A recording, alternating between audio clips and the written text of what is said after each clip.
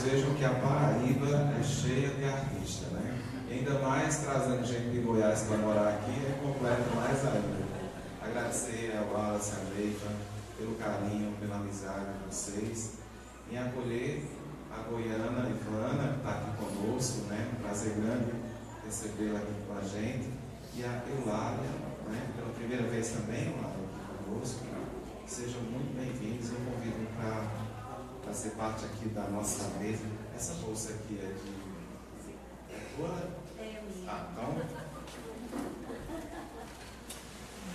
A Ivana é do Estado de Goiás, a ex-presidente da FEEGO. Você tá, fiquem à vontade.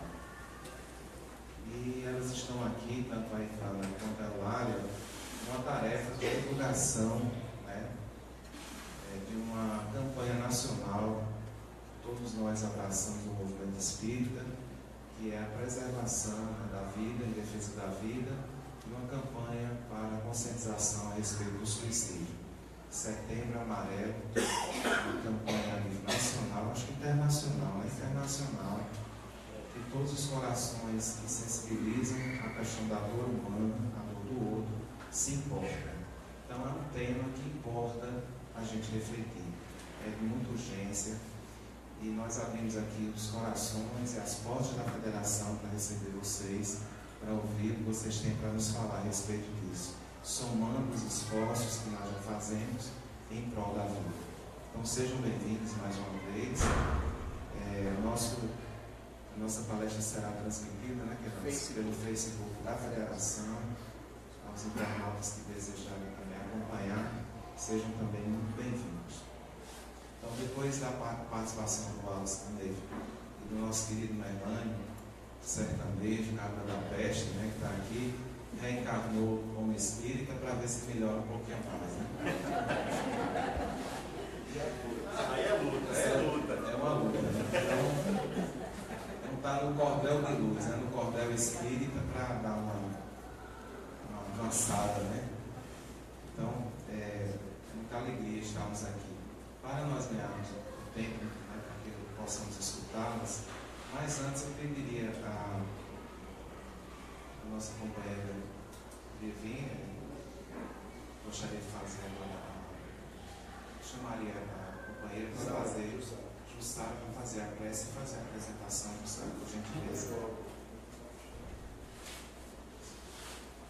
Jussara Cine, que é do Centro Leopoldo Cine, está anfitriando aqui as companheiras. Eu pedi para que ela faça uma breve apresentação. Jussara,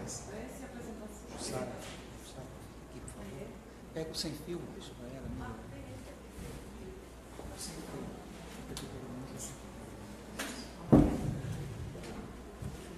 Faço a primeira apresentação, então. Então, meus irmãos, boa tarde a todos. Como Merlânio disse, nós estamos numa alegria muito grande de trazer ou ter a presença dessas mulheres maravilhosas. Estou parafraseando você, viu?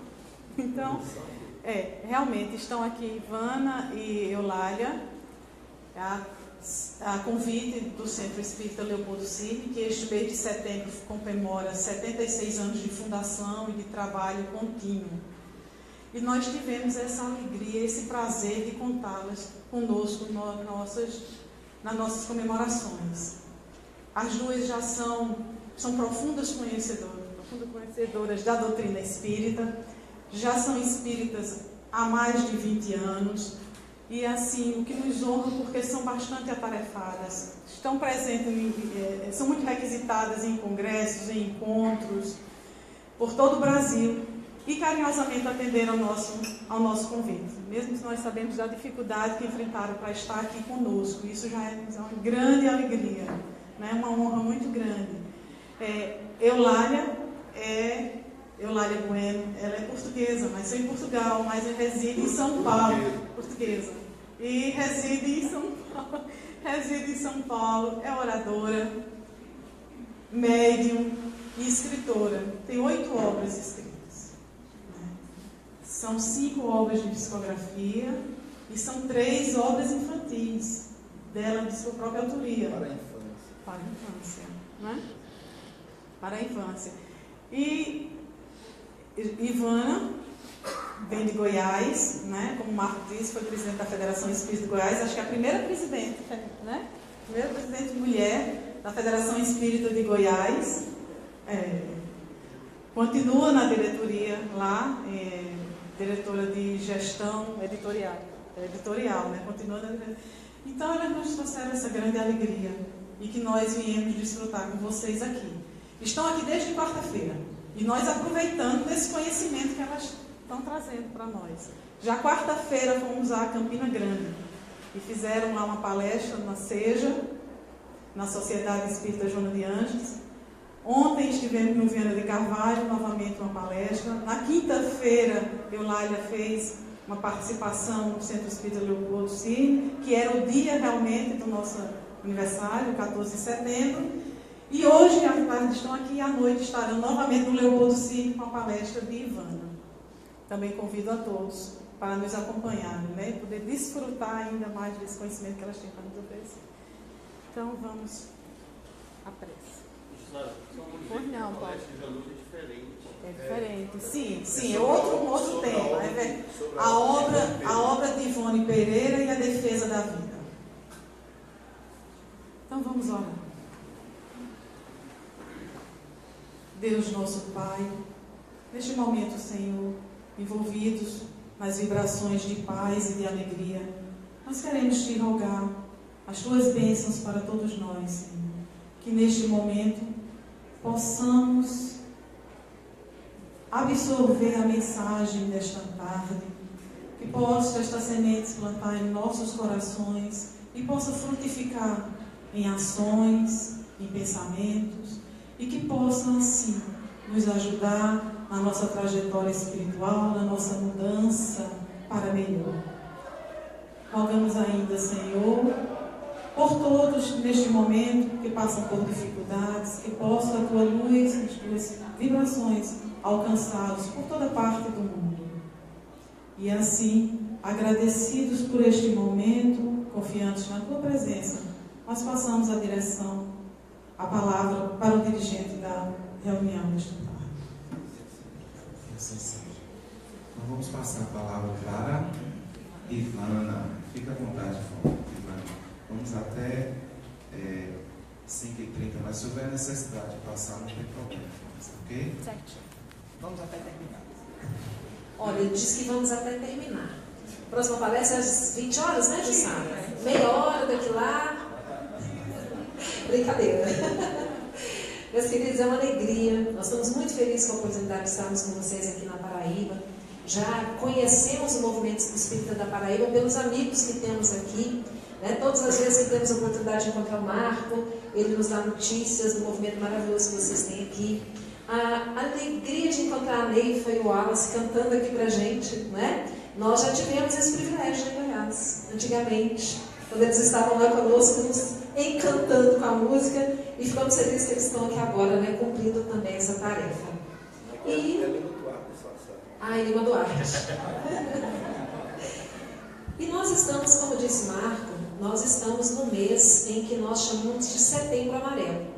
Porque no último domingo, dia 10 de setembro, é o Dia Mundial de Prevenção ao Suicídio. E o mês de setembro, ele foi então dedicado a tratarmos dessa temática, exatamente porque é uma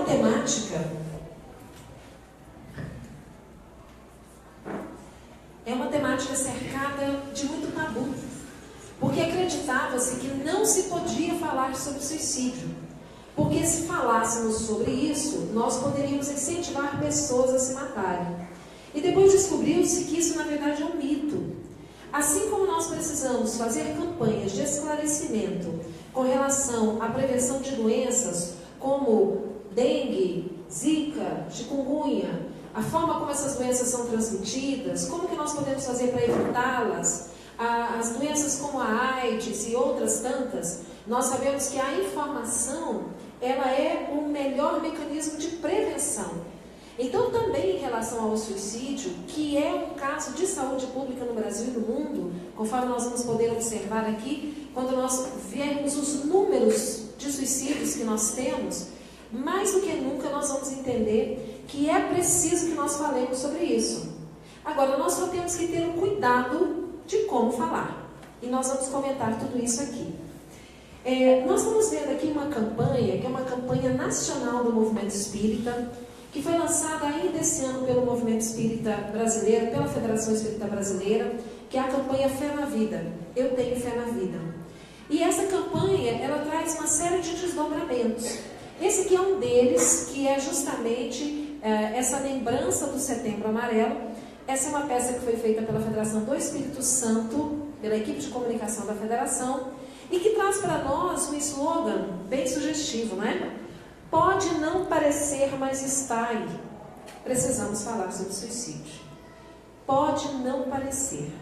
E vocês vão descobrir que realmente não aparece, mas os fatos estão aí. Nós tivemos esse ano, ainda no primeiro semestre, algumas notícias que chegaram até nós e que nos chocaram, que na verdade chocou o mundo. Vocês sabem do que eu estou falando aqui?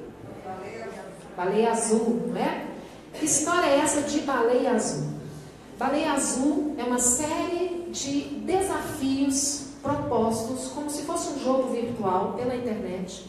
A maior participação é de jovens, principalmente adolescentes, mas crianças também estavam acessando uma página fechada no Facebook, em que uma série de desafios eram propostos para quem estivesse participando. Então começava com desafios mais fáceis de serem realizados, mais simples, mas como desfecho final, o último desafio era que a pessoa se matasse, cometesse o suicídio. Mas até chegar aí, incluíam automutilação. Então nós vimos nas reportagens jovens com desenho de baleia no corpo, não é?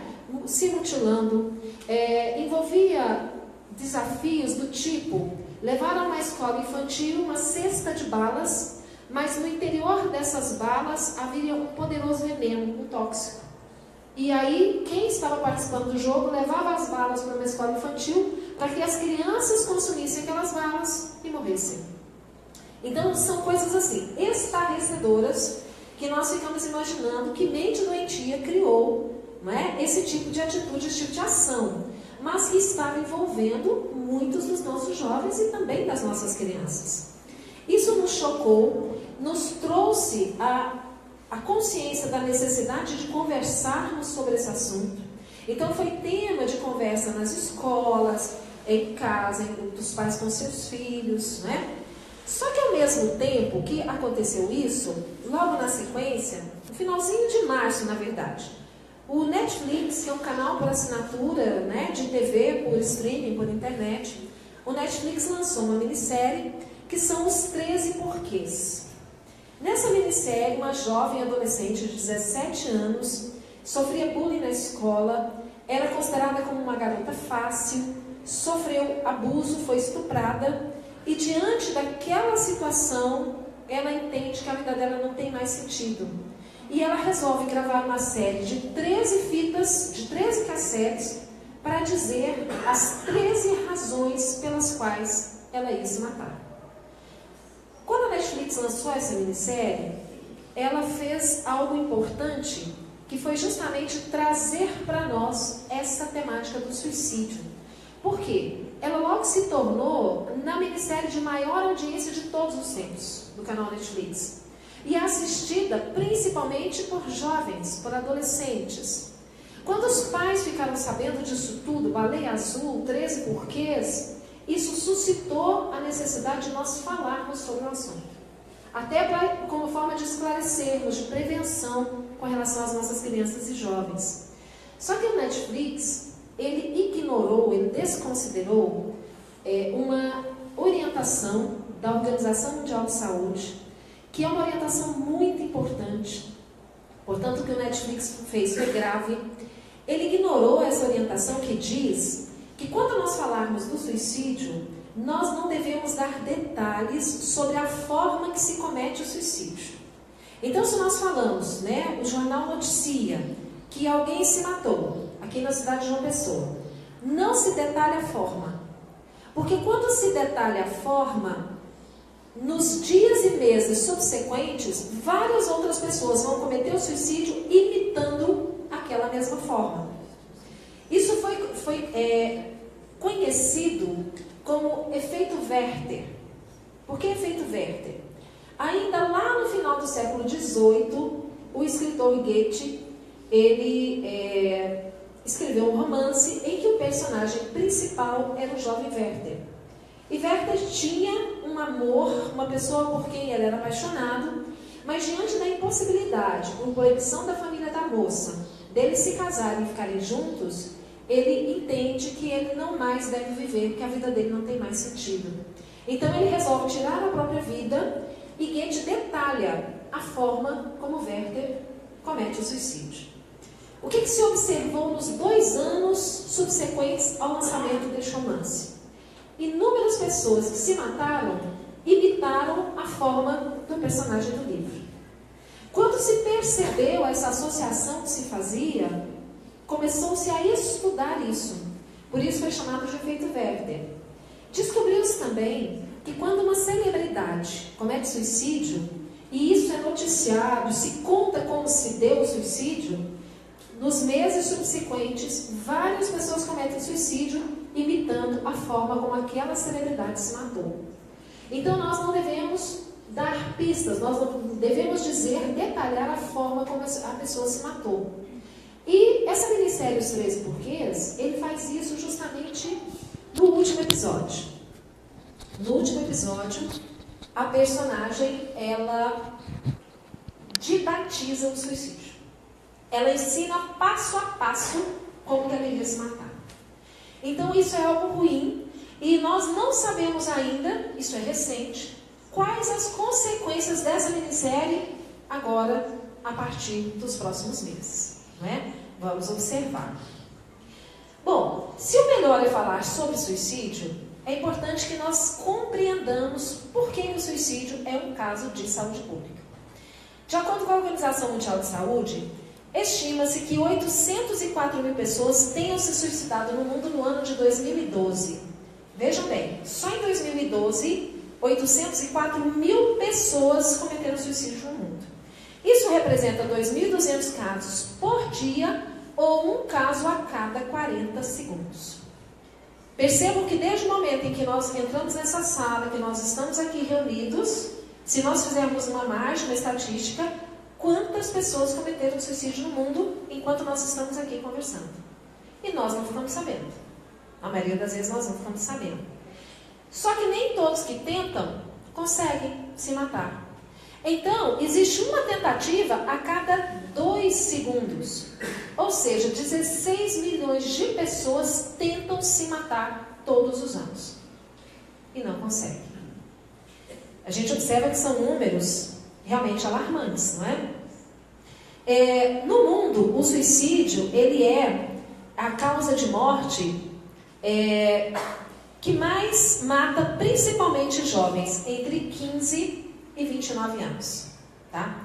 E no Brasil, nós temos aí um aumento nos últimos 10 anos. No período de 2002 a 2012, nós tivemos um aumento de cerca de mais de 30% nos casos do suicídio, tá? 33%. E é interessante que se nós fôssemos comparar, o número de suicídios no Brasil por ano seria o equivalente a 55 acidentes com o avião da TAM, aquele que gerou aquela tragédia lá no aeroporto de Congonhas, né, que nos chocou no Brasil, seria o equivalente a 45 tragédias da Boate Kiss, lá no Rio Grande do Sul. E como que a gente não fica sabendo disso? As coisas estão acontecendo e a gente não tem ideia. Um detalhe importante, as pessoas que se matam, elas têm 5 a 6 vezes mais chances, as pessoas que tentam o suicídio e não conseguem, elas têm 5 a 6 vezes mais chances de tentar novamente. Então a gente pensa assim, fulano já tentou se matar, não deu certo, ele vai repensar. Não, ele corre muito risco de querer tentar novamente o suicídio. Existe um documento que é o conhecido como Mapa da Violência 2014, os Jovens no Brasil, que foi elaborado por esse pesquisador Júlio Iacobo. E ele pega dados registrados pelo Ministério da Saúde, são dados oficiais, no período de 2002 a 2012. E esses dados nos mostraram o seguinte: a taxa de crescimento da população no Brasil, nesse período, foi de 11%, 11,1%, tá? Foi a taxa de crescimento. A taxa de crescimento de suicídios, 33,6%. Vejam isso. Enquanto nos outros países do mundo a taxa de suicídio tem caído, no Brasil ela tem aumentado, tá? Se nós formos avaliar em números relativos, proporção da população pelo número de casos de suicídio, o Brasil ele está num ranking lá embaixo. Nós estamos em 113º lugar. Só que quando nós observamos em números absolutos, quantidade de suicídios, nós estamos em 8º lugar. Então nós observamos que é um número enorme, grande de casos acontecendo, né? O aumento de homicídios nesse mesmo período, 2,1%. Olhem a diferença, né? E mortos em acidentes de trânsito, 24,5%. Onde se deu as maiores taxas desse aumento de proporção de casos de suicídio? Em primeiro lugar, região norte. Vocês viram aí com mais de 70% de crescimento dos casos de suicídio. Seguida pela região nordeste, 51,7%.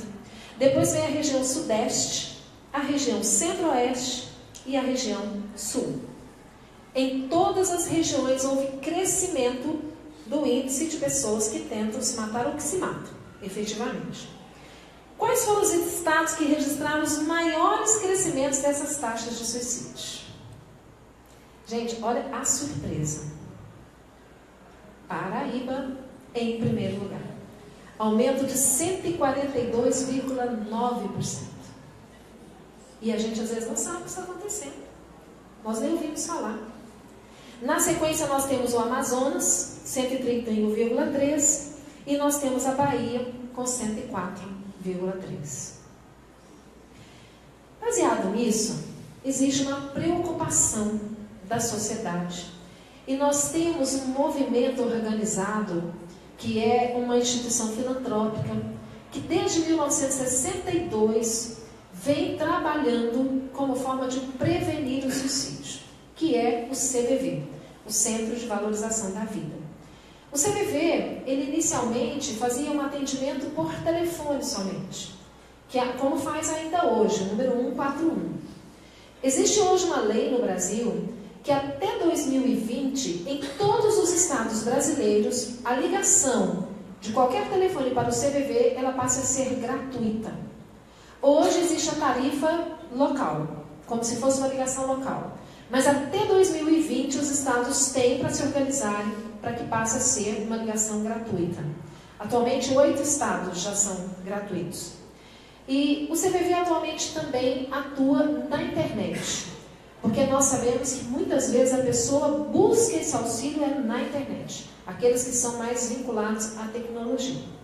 E o CVV, ele tem uma cartilha, que essa é a capinha da cartilha. O título é Falando Abertamente sobre o Suicídio. Nós tivemos algumas informações nessa cartilha que está disponível para quem quiser acessar no site do CVV, na internet, cvv.org.br. Nessa cartilha nós vamos encontrar que 32 brasileiros morrem por dia vítimas do suicídio. 32. Em uma sala com 30 pessoas, 5 delas já pensaram em suicídio. Vejam que é uma proporção considerável, não é? Grande. 90% dos suicídios podem ser prevenidos. Nós vamos descobrir que em 90% dos casos de pessoas que se mataram, havia a presença de algum tipo de transtorno mental. Transtorno mental não acompanhado por um médico, por um profissional. Então, a pessoa com depressão, a pessoa com esquizofrenia, com bipolaridade, algum tipo de transtorno mental, que nós sabemos hoje que é uma doença do corpo, portanto, precisa de médico, precisa de medicação para que haja controle. 90% dos casos poderiam ser evitados se a pessoa tivesse tido o apoio de um médico, psiquiatra e talvez o acompanhamento também de um psicoterapeuta, de um psicólogo. Tá? É momento de derrubar tabus, precisamos falar sobre o suicídio. Agora, quais são as causas? O que realmente pode causar o suicídio?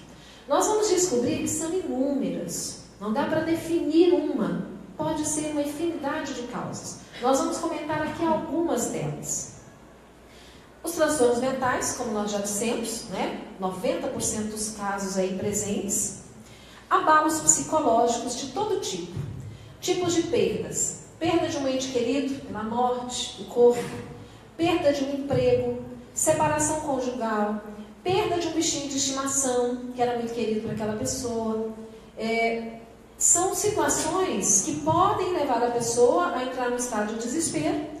Se ela tiver qualquer probleminha de transtorno mental associado, pode ser aquilo que leve a pessoa a efetivar o suicídio, Restrições impostas pela perda de saúde. Às vezes a pessoa, no momento de doença, ela não consegue enxergar futuro para si. E ela acha que cometendo o suicídio, ela vai abreviar o sofrimento. E nós, como espíritas, sabemos que a grande surpresa daquele que se mata é quando ele descobre que ele não morreu. Que aquilo que ele gostaria que tivesse acontecido, não aconteceu.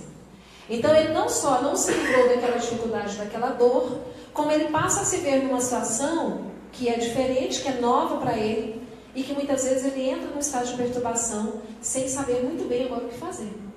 Porque ele pensava se livrar do problema e o problema continuava lá com ele.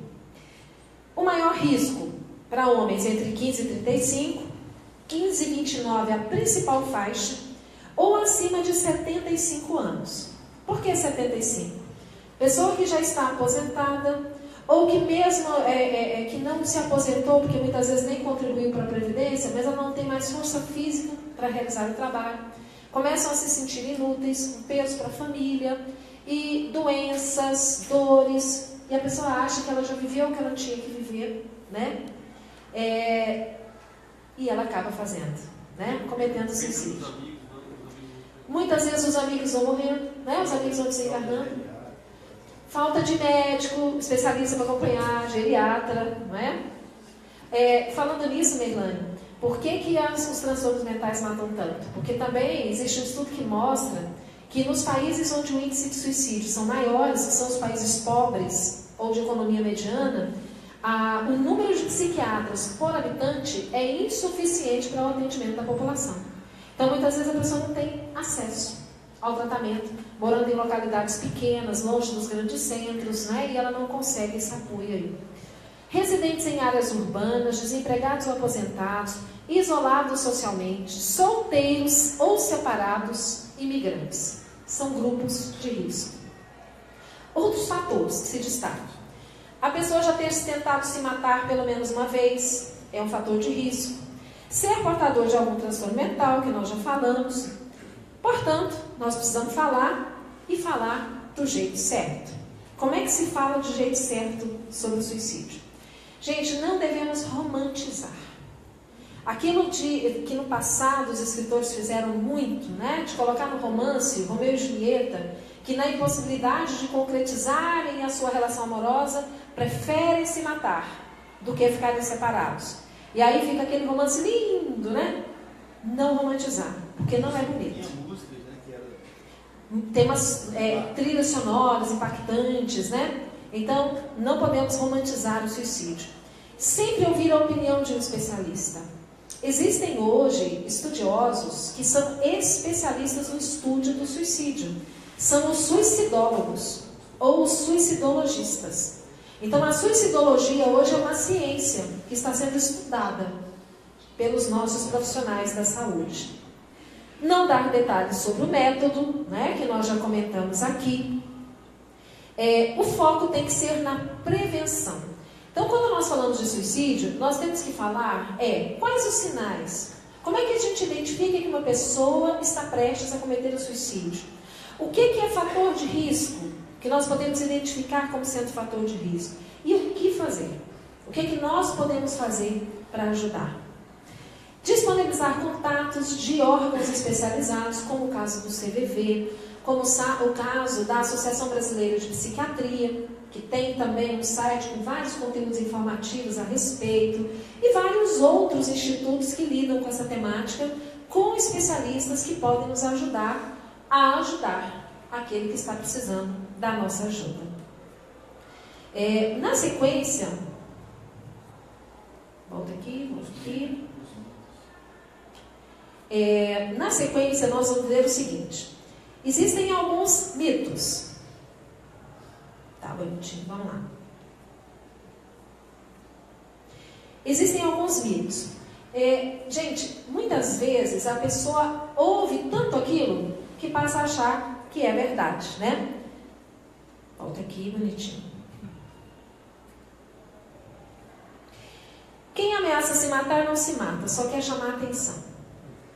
Não é verdade. A pessoa que vai se matar, ela dá pistas. Ela começa a dizer assim: não sei nem para que eu estou vivo mais, não sirvo para nada mesmo, só dou trabalho para essa família, eu sou um peso aqui nessa casa, melhor se eu não estivesse por aqui. São sinais que a pessoa está pedindo socorro.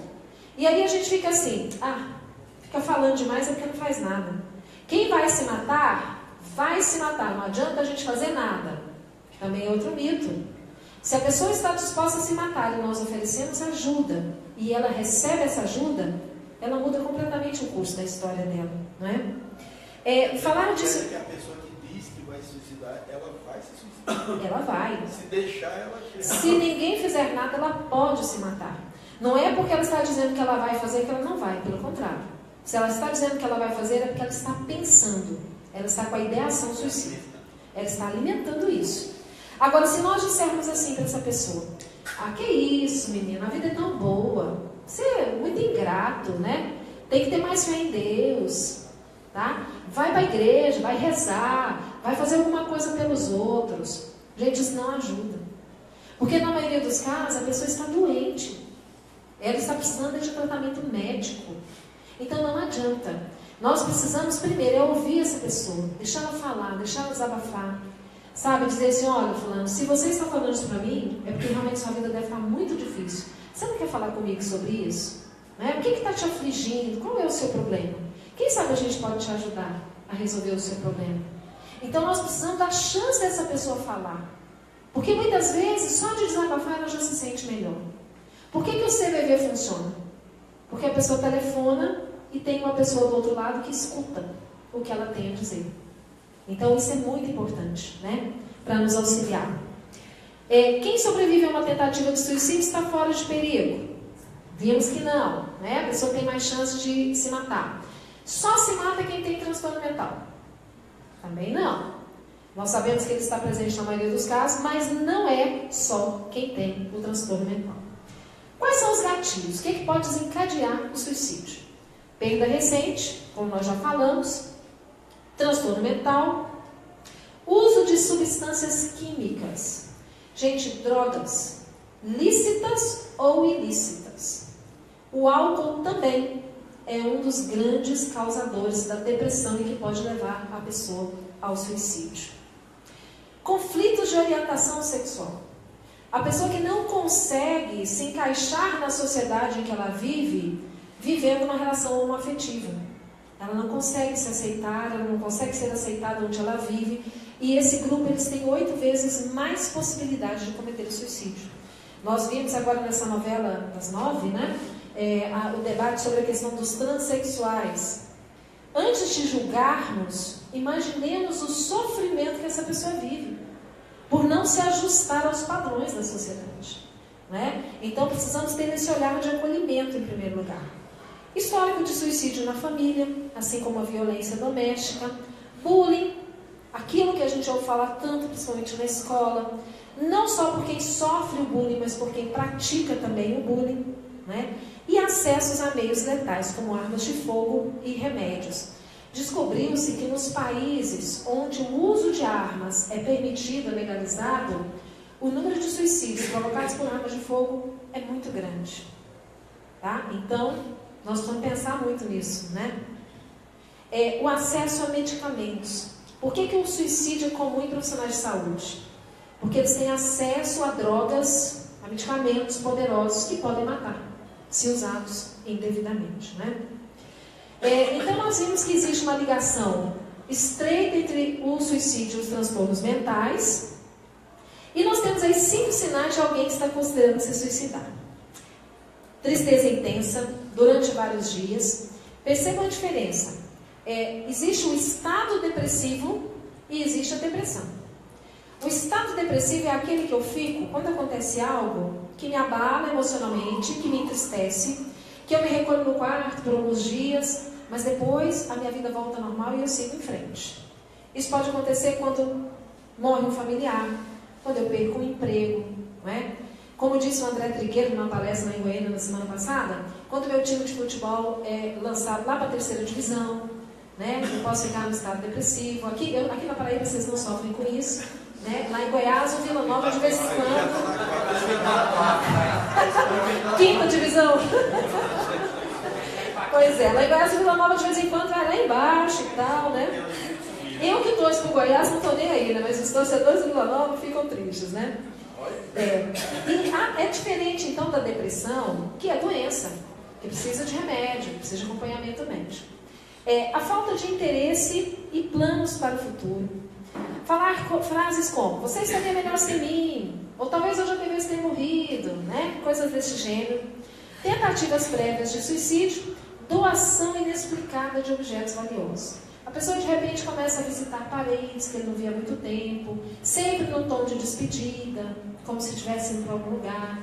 Começa a distribuir os bens. Então a gente já fica de olho, né?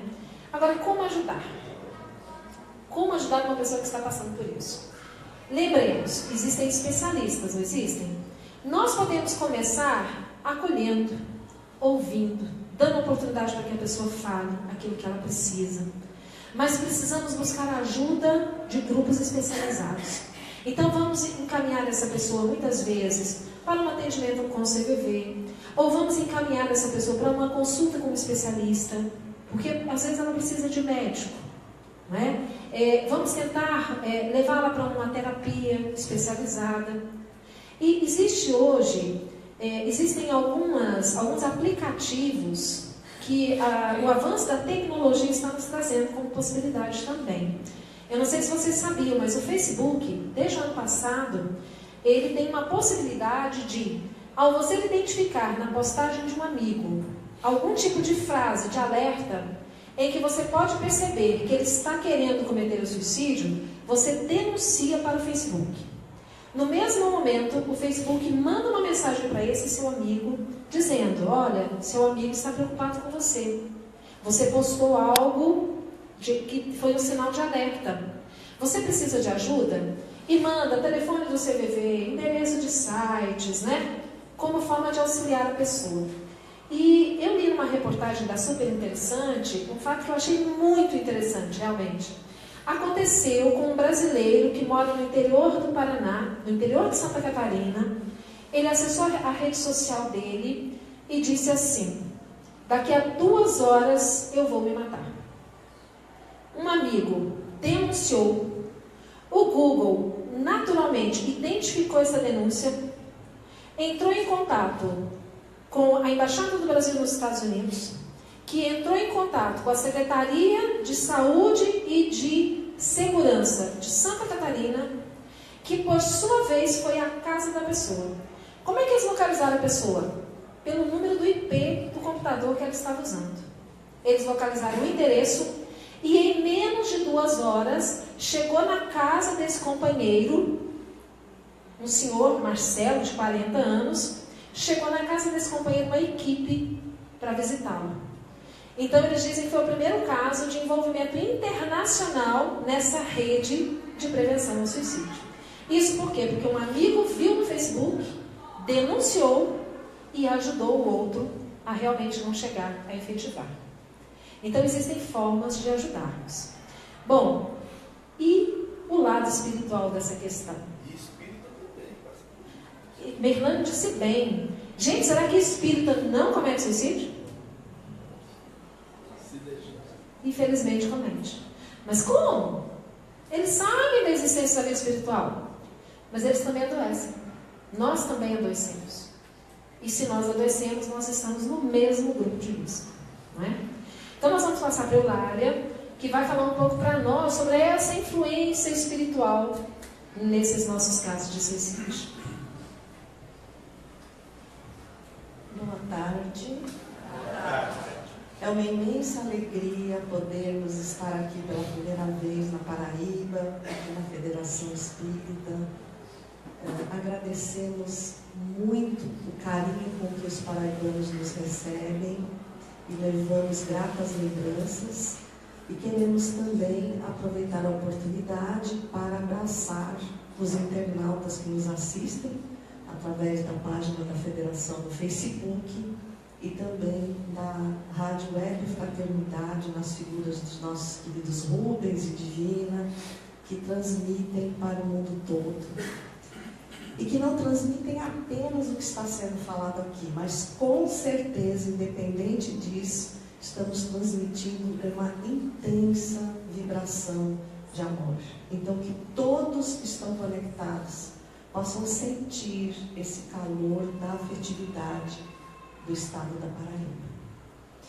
Emmanuel, no livro Roteiro, na sua lição de número 9, chamada O Grande Educandário, faz uma afirmação que nos traz a ideia real do clima psíquico no qual vivemos.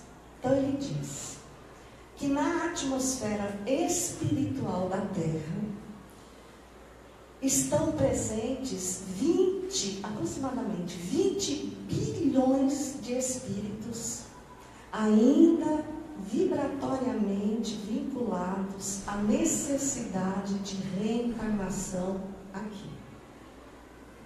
Ou seja, são espíritos como nós, com grandes dificuldades evolutivas, muitas vezes desanimados porque nos veem ter uma oportunidade que de alguma forma negligenciaram, não apenas pelas portas do suicídio, mas pelo desânimo que diariamente nos toma de assalto e não nos permite, ou achamos que ele não nos permite, concretizar um dia positivo em nossas vidas.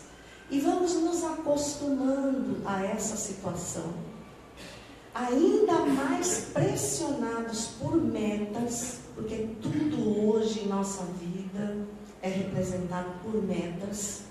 Então você vai para a escola, existe a meta, crianças pequenas têm metas a serem cumpridas na escola, em casa, nos diversos cursos que nós insistimos que eles precisam frequentar, porque nenhum de nós está preparado para ter filhos que não sejam competentes, excelentes.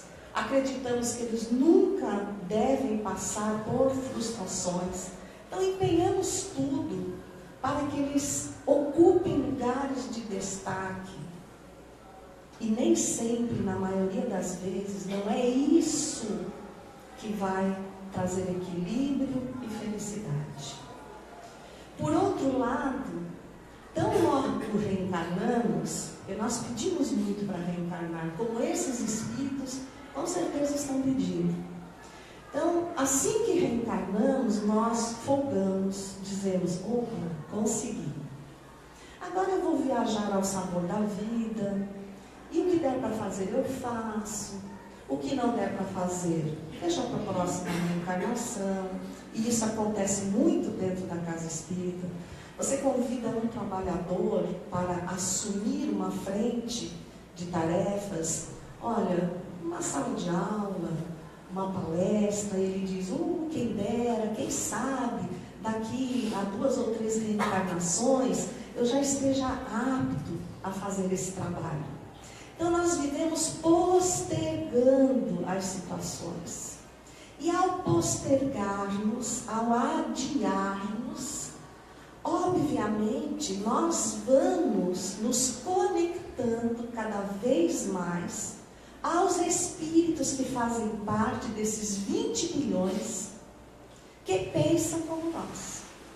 Então estabelecemos ramificações de sociedades que jamais conseguimos imaginar. No meio desses espíritos, estão com certeza espíritos suicidas. Suicidas arrependidos, suicidas revoltados e que decidem ainda de manter as suas influências, porque eles nos veem com o corpo físico, eles nos veem às vezes atravessando situações que para ele representaram falência moral, constrangimento social, e tocados pelo desânimo, porque nós nunca vimos tanto desânimo como agora. As pessoas se esgotam para cumprir essas metas. As pessoas acabam acreditando, mesmo espíritas que são, constrangidos que somos pelas necessidades do nosso corpo físico, porque nós postergamos adentrar no estudo da doutrina espírita. Nós postergamos nos transformar em trabalhadores espíritas. Não vamos hoje à federação ouvir uma palestra porque temos pendências da semana para resolver. E aí acabamos nos convencendo que somos este corpo. E que a nossa vida é quase uma linguagem subliminar que nos impomos pelas preocupações que temos, pelo que falamos, pelo que procuramos. Nós nos impomos uma linguagem de que tudo precisa ser feito aqui. E aí começamos a dar excessivo valor às coisas materiais. Por quê? Porque hoje nós não compreendemos, somos tão agitados, não paramos para pensar, e aí não compreendemos que comprar coisas deve ser primordial para atender às nossas necessidades. Então, imagine quando o Ford construiu o primeiro automóvel, qual era a intenção dele? Era um carro para transportar pessoas, um carro que atendesse às necessidades do transporte. Ele não pensou em luxo, ele não pensou no designer do carro, não pensou em adereços para o carro. Ele apenas vendia um meio de transporte. Agora parem e pensem, quem de nós hoje compra um meio de transporte? Nenhum de nós. Nós escolhemos a marca do nosso carro nem pelas condições econômicas que temos. Nós queremos comprar o estilo de vida que o comercial daquele carro nos propõe. E temos certeza que todos os nossos amigos vão deduzir o nosso estilo de vida através do carro que estiver na garagem. Então, o carro está na garagem, é o que eu mostro para o meu amigo. Mas o carnê de 60 prestações fica na gavetinha da nossa cômoda, do nosso escritório, nos obsidiando por 60 meses. Exatamente, exatamente. Aí a pessoa começa a tirar fotos do carro, vinculando as suas posturas às condições sociais, ao estilo de vida que a propaganda do carro fazia. E olha, eu vou contar para vocês uma coisa que não é piada. Parece piada, mas não é piada. Existia uma marca de carro que vendia a imagem de que, logo de manhã, quando você saía de casa, você dava a partida no carro, ele virava um transformer. E lá em Portugal, um homem comprou o carro, pediu para entregar na casa dele, e no dia seguinte ligou para a concessionária e disse: meu carro está com defeito, por favor, troque. Aí a atendente disse: como assim, senhor, ele está? Qual é o tipo de defeito? Quando eu dou partida, não acontece nada. O carro não liga. Liga sim, senhora, mas o robô não aparece. Então ele não comprou o carro. Ele comprou o estilo de vida. Ele comprou. Eu posso falar que eu sou portuguesa. Mas, por favor, não fui eu. Não fui eu. Então, quando nós vamos comprar, mulheres, qual é a mulher aqui que não gosta de facilitar as coisas na cozinha? Aí nós vamos comprar um liquidificador. Qual vai ser a função? Bater nas coisas que a gente precisa. Mas não basta escolher um liquidificador. A gente chega lá e fica olhando o design do liquidificador. Esse não vai combinar com o meu armário. Então, nós nos escravizamos a uma ilusão que na maioria das vezes está fora do nosso alcance. E aí, essa distância que vai entre aquilo que eu necessito e aquilo que eu desejo, cria uma área imensa de frustração, de fragilidade para a qual nós não fomos treinados. Não falamos que desde pequenininhos nós capacitamos a criança para vencer sempre? A criança não está acostumada a ser frustrada, motivo pelo qual nós vemos o aumento catastrófico do suicídio a partir dos 15 anos. Agora, quando nós vamos para a literatura espírita, nós vamos perceber que essa é a idade em que o cérebro vai atingindo a sua plenitude, vai dando vazão aos hormônios e vai transformando-se num instrumento fiel de exteriorização do que o espírito é. Tanto que nós olhamos os nossos adolescentes e dizemos, mas esse não é o filho que eu tenho. Ele nunca foi assim.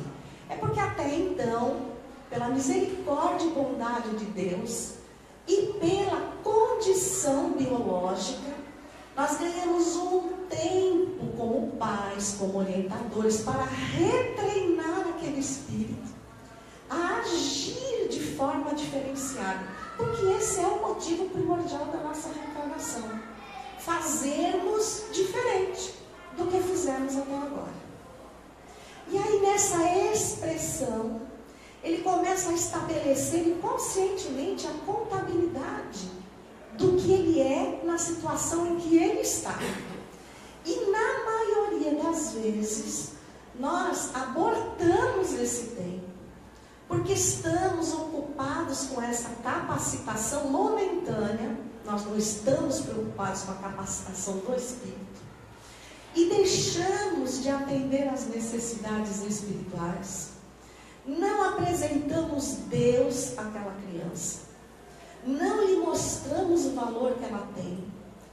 Quais são os pais que olharam para uma criança e disseram, olha, eu nunca vou dizer que fulano é melhor do que você, até porque, se você olhar ao seu redor, não existe ninguém igual a você. Ninguém igual a você. Então Deus, esse Criador pleno, essa inteligência suprema, Ele não repetiu o molde. Nós todos somos únicos. E se somos únicos, para Deus, vejam a importância que nós temos. Nós dizemos isso para os nossos filhos? Nós afirmamos isso para os nossos filhos? Então, desde o século XIX, os grandes pensadores vêm afirmando, olhando para o futuro, que a nossa sociedade vai ser uma sociedade de decepção. E tem um livro com esse nome, A Sociedade da Decepção. E lá diz o seguinte, que nós vamos viver um futuro, e já estamos vivendo, de muitas facilidades, tecnologias e conforto, mas não vamos estar bem, não vamos viver bem. Porque a diversidade que nós nos impomos, porque nós nos impomos. Quem disse que para sobreviver, uma mulher precisa ter 30 sapatos? Ela arruma 30 problemas, porque ela nunca sabe com que sapato vai. E aí, começa de manhã com um sapato, que atrasa a hora que ela sai de casa, que faz com que ela pegue o congestionamento, ou perca o ônibus, chegue atrasada no trabalho, de mau humor, brigue, pronto, acabou o dia. E se ela tivesse só um sapato? Lógico, a mulher entraria em depressão. Mas vale citar que essa multiplicidade nos coloca a todo momento em xeque. Quando nós vemos uma pessoa da melhor idade, eu acabei de entrar, estou achando fantástico, porque é um momento que a gente sabe tanto, que quando busca, descobre que está esquecendo. Então é mais ou menos assim. Mas não se incomoda, porque a gente fala, mas eu já entrei na melhor idade. Então a melhor idade é que a gente esquece tudo e vive como se fosse criança. É mais ou menos assim. Então veja, nós atingimos a melhor idade e achamos que é anormal uma pessoa de 75 anos que não saiba mexer com um tablet, com um computador. Nós estereotipamos. E ao estereotipar, nós excluímos. A pessoa se sente excluída. Então, uma pessoa dessa idade que convive numa família, que está o tempo inteiro vinculada à tecnologia, ao WhatsApp, torna-se uma pessoa invisível. Ela se torna invisível. Há um apelo tão grande para que eu atenda todos os cliques do meu telefone, e eu não consigo deixar de ouvir um clique sem saber do que se trata. E eu acho que eu tenho que responder tudo imediatamente, porque eu tenho que ser competente. E se eu não responder, o que vão pensar de mim? Então eu respondo. A coisa que eu mais vejo hoje é o WhatsApp que vai errado para a pessoa. A pessoa lê aqui e fala, o que é isso? Ah, desculpa, fulano, era para mandar para Beltrano. Então, isso mostra que nós não estamos refletindo mais. Nós estamos tomados por um estado constante e doentio de ansiedade. E a ansiedade é uma ponte muito larga para a obsessão. Porque se eu não analiso os meus pensamentos e for depositado no meio deles o pensamento, a sugestão de um espírito infeliz, eu tomo como se fosse minha. E passo a agir como se fosse eu. Então, no livro de Ivone Pereira, Devassando o Invisível, no capítulo 4, em que ela trata das regiões inferiores, ela cita claramente que nós não nos preparamos para viver reencarnados sem esquecer que somos espíritos imortais. Não nos preparamos, por exemplo, para dormir como espíritos. Então nós vamos dormir jogando, esbanjando problemas, com a mente acelerada. Olhem o número de insônias que nós temos, né? A mente totalmente acelerada, vinculada às preocupações do dia, às frustrações do dia, às drogas lícitas e ilícitas, como a Ivana citou. E aí, quando adormecemos, nós não vamos para onde nós pagamos, para onde nós escolhemos no catálogo. Porque a gente tem um preconceito de que aqui a gente vai para onde quiser. Mas no mundo espiritual, nós somos atraídos para as nossas afinidades. Então veja como você adormece, e aí você sabe por onde você andou. E esses espíritos, percebendo o nosso pensamento acelerado, eles nos lançam sugestões hipnóticas, que mesmo não nos recordando delas, quando despertamos, nós agimos automaticamente para cumprir aquela ordem. Aí nos dá a dimensão de quantos espíritos chegam ao suicídio quase de uma forma inconsciente. Em nossas experiências com a mediunidade, inclusive temos um livro recém-lançado no Congresso de Goiás pela FEB, que faz uma abordagem da mediunidade baseada em Kardec e no projeto Manuel Filomeno de Miranda. Então, são dois livros em um, porque na realidade ele tem capítulos com romance e capítulos falando sobre a mediunidade, desde aquele momento em que, num estado de perturbação, você chega à casa espírita e alguém diz para você, olha, tudo está acontecendo porque você é médium. E aí você não sabe o que fazer, e às vezes uma casa sem um preparo adequado diz: se você não trabalhar mediunicamente, tudo na sua vida vai dar errado. E aí a pessoa faz uma barganha com os espíritos, vai trabalhar porque quer que a vida dê certo. E façamos um censo na casa espírita, começando por cada um de nós uma pesquisa silenciosa. O que te trouxe aqui? Normalmente o sofrimento. E onde se originou esse sofrimento? Foi por um motivo espiritual, foi por um questionamento seu em relação ao seu próprio espírito, ou foi por uma dor que o seu espírito estava passando de origem material? Estava te perturbando, estava perturbando o andamento da sua vida, o seu progresso material, financeiro. E aí você vai ver a dimensão em que você sabe que é um espírito imortal, ou você se esqueceu disso e se confundiu com o corpo que é hoje. Então vejam a gravidade. E outra coisa que nós precisamos bater muito, porque espírita esquece rápido demais. E para que vocês tomem conhecimento do assunto mais profundamente, se bem que ele é excessivamente tratado na obra de Kardec, eu digo para vocês no livro da FERGS, do Rio Grande do Sul, do autor Cícero Marcos Teixeira, chamado Psicosfera. E ele vai falando do campo mental que nós originamos na frequência das nossas emissões de pensamento. Então, cada pensamento que eu tenho, ele fica impresso num campo ao meu redor, chamado psicosfera. E a psicosfera é a nossa carteira de identidade para os espíritos. Os espíritos olham e leem e dizem assim: esse aqui é consumista. Olha, esse aqui gosta de beber. Esse aqui tem um problema com a sexualidade.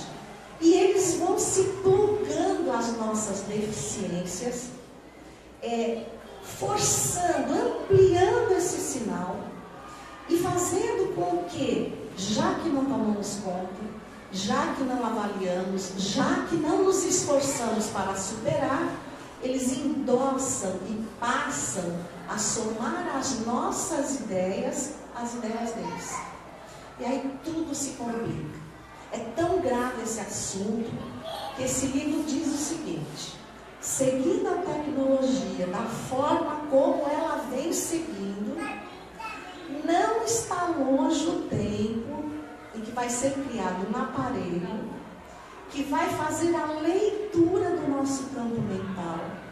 E esse aparelho vai ser utilizado na área criminalista, sem a necessidade de eu dizer: isso eu não sabia. Olha, não fui eu. Eu fico imaginando se Sérgio Moro já estivesse de posse desse aparelho, que fizesse a leitura e está lá escrito, está lá desenhado, está lá materializado todos os seus atos. Você não precisa abrir a boca. Essa leitura vai ser feita. Não adianta dizer assim: eu não fiz, eu não sou o culpado. Porque está lá. Então, às vezes, quando nós falamos: olha, você está nessa circunstância porque abriu brecha, a pessoa diz assim: eu não abri brecha nenhuma. Porque ela acha que mesmo fazendo, como ela fez bem feito e ninguém sabe, ela não fez. Ela não fez. E prestem atenção que nós estamos sofrendo de uma doença gravíssima. E não estamos nos prevenindo. A doença chama-se normose. Alguém já pegou essa doença? Vocês sabem o que é normose? A normose é algo que você sabe que não é moral, sabe que não é ético, mas você olha, todo mundo faz. Para o mundo ou para a sociedade em que você está, é normal, então eu também vou fazer. Só que isso não está escrito lá. E quando você adormecer, os espíritos afins vão vir fazer uma visitinha adorável e te convidar para uma especialização nessa área. Então dizem os espíritos espíritos suicidas, centenas deles, que ao longo de 40 anos de experiência mediúnica nós fomos catalogando, que só tiveram ideia da realidade do suicídio no momento em que ele aconteceu. Era como se eles estivessem num grande sono hipnótico e no instante que se atiraram e tocaram com algum dos membros, ou na beira de uma varanda ou de uma laje, na hora em que o tiro foi disparado, o próprio estampido os tirou daquele estado, os trouxe a uma lucidez, e eles se pegaram no exato momento em que não dava para retroceder. Eles tomaram consciência no exato momento, porque ali foi o auge da vitória para os obsessores. Eles queriam vê-lo sofrer e conseguiram. E aí está o motivo pelo qual a maioria dos espíritos suicidas inicia a sua comunicação dizendo: eu quero voltar atrás. Por que eu fiz isso? Por quê? Porque nós nos anulamos, nós esquecemos que somos espíritos incomparáveis. Nós somos espíritos sem cópia e permitimos que qualquer um acessasse o arquivo mental que está à nossa disposição, exatamente para que superemos a nós mesmos. Nós não viemos para competir com ninguém. Nós viemos para sair das nossas próprias cinzas como uma fênix e descobrir o valor incomparável que temos. Há uma lenda chinesa que fala de um mercador que morava no alto de uma montanha e tinha um funcionário cujo trabalho era unicamente de descer todos os dias aquelas montanhas, até chegar ao seu sopé, onde tinha um poço, que era um lugar único de produção da água. Eles não tinham água no topo, então ele vinha com 2 cântaros. E ele, um dia, quando pousou os cântaros na mesa do seu patrão, ele ouviu um choro e, ao olhar, um dos cântaros estava rachado e chorava, dizendo que não merecia o sacrifício dele, porque ele descia, catava água, mas ele não era capaz de reter aquela água. E quando chegava, ele ia pelo meio, até um pouco menos, e ele disse: deixe-me, abandone-me, eu sou um estorvo para o seu trabalho. E aí, o trabalhador disse: não. Você já prestou atenção no caminho até aqui? Não. Tomou do cântaro e, ao subir com ele com água, o cântaro percebeu que só do lado dele haviam flores. E perguntou: por que há flores exatamente do meu lado? Porque, percebendo que você vazava, eu joguei sementes. E você fez um trabalho duplo. Levou até lá em cima o que pôde. E o que derrubou fez com que, aguando as sementes, elas se transformassem nas flores, com que todos os dias enfeito a mesa do meu Senhor. Todos nós somos cântaros rachados, mas isso não é motivo de desistir. Isso é motivo de jogar mais sementes no nosso caminho e, corajosamente, envoltos pela luz da fé, transformarmos o caminho asperoso no campo florido, que entregaremos por infinita gratidão ao Senhor da vida. Muito obrigada.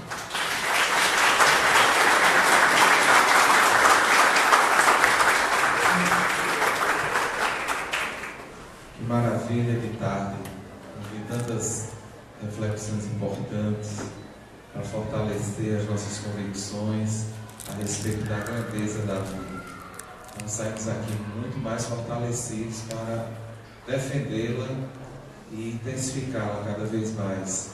Agradecemos as queridas amigas, a Eulália, que pela primeira vez está aqui conosco, a Ivana, que nós já a segunda, a terceira vez está com a gente aqui na Paraíba, ao Renner, né, que também está aqui no bastidores, vou pedir para no final fazer a prece. Tá ok, Renner? Eu agradeço também a colaboração dele, aos anfitriões aqui, a Jussara e o Severino que trouxeram, e a todos que estão, né, campanha maravilhosa. Gostaria de dar 2 avisos. Primeiro, que a Tribuna Espírita, a nova edição já está na nossa livraria, e os sócios parceiros já podem pegar os seus exemplares, né? O tema central aqui na capa é os vícios cibernéticos e a obsessão. Isso foi até tratado pela Ivana. Então, vale a pena a gente conhecer um pouco mais sobre esse assunto. E dizer também que o livro que a Ivana ressaltou, Viver a Melhor Opção, o autor estará conosco em novembro, dia 18 de novembro. André Trigueiro estará conosco aqui em João Pessoa, fazendo um seminário e uma palestra aqui na Federação, e no domingo vai para Campina Grande. Então vamos nos agendar 18 de novembro, mais um investimento nessa área, né, de compreensão dessa temática. Ok? Merlin tem um poema que ele trouxe aqui para a gente fechar, e o René vai fazer a nossa. E lembrando que o nosso congresso vai também trabalhar sobre essa temática, né, de 5 a 7 de janeiro, com Divaldo Pereira Franco, Haroldo Dutra Dias, Marcelo Klinge, entre outros. Né? Quem quiser também se inscrever, garantir sua vaga, as inscrições estão sendo feitas na livraria.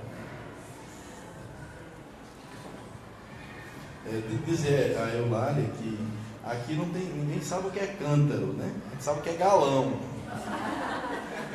E é um pau, uma lata d'água na frente ou atrás. Então aqui seria galão. Nós somos latas d'água rachadas dos galões sertanejos. Eu fiz um poema agora ali, enquanto elas estavam falando aqui lindamente, e eu quero deixar para vocês como um presente da vida, que é Fé na Vida, né? A campanha. E eu disse assim: fé na vida, companheiro, que a vida é infinita, é dádiva do amor de Deus permanente, tão bonita, expressa na natureza com infinita beleza, e o viver nos solicita.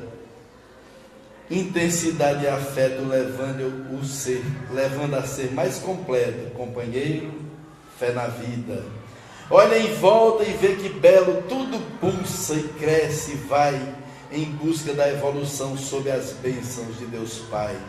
Cada problema nos faz crescer e elevar bem mais, para vencer na subida e descobrir o amor na cura da própria dor. Companheiro, fé na vida. Não se entregue, nem desista. A luz pelo túnel, sim. A vida tem seu valor e a morte não é o fim.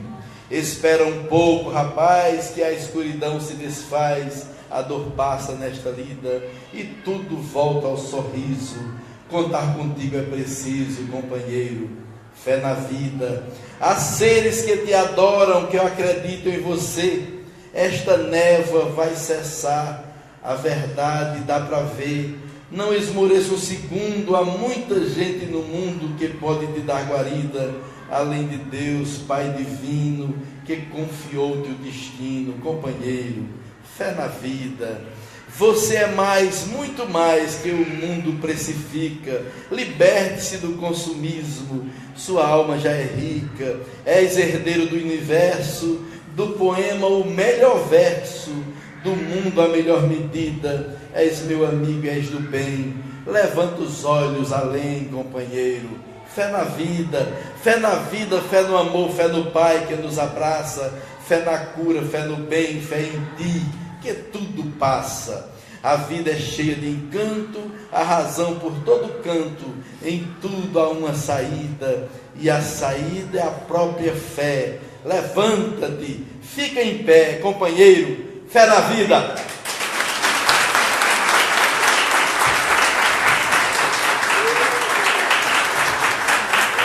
E agora vamos convidar o Renner para também dar o seu boa tarde, quase boa noite e fazer a prece. Prazer. Muito obrigado, Marco. Sempre um prazer estar na Paraíba. Ainda mais eu que já frequento essas terras desde 2004. A gente fica muito feliz eles, tanto pela federação quanto pelo Severino Mendes Jussara, nos acolhendo desde quarta-feira e nos suportando com muito carinho. Então vamos agradecer ao nosso Pai essa oportunidade de falar sobre um tema tão difícil, tão dolorido, que quando acontece não é só a pessoa que desencarna, que morre, mas um pedaço da família também morre, e que nós que estamos aqui e os internautas que também nos ouviram sejam capazes de levar um pouquinho de amor, um pouco mais de amor para as suas casas, para o seu trabalho, essa mensagem de Jesus que tanto nos ajuda, porque todos nós temos nossas dores, nossos sofrimentos, e nem por isso vamos desistir. Obrigado, Pai, muitíssimo obrigado. Assim seja. Uma boa semana a todos, muita paz, Deus abençoe.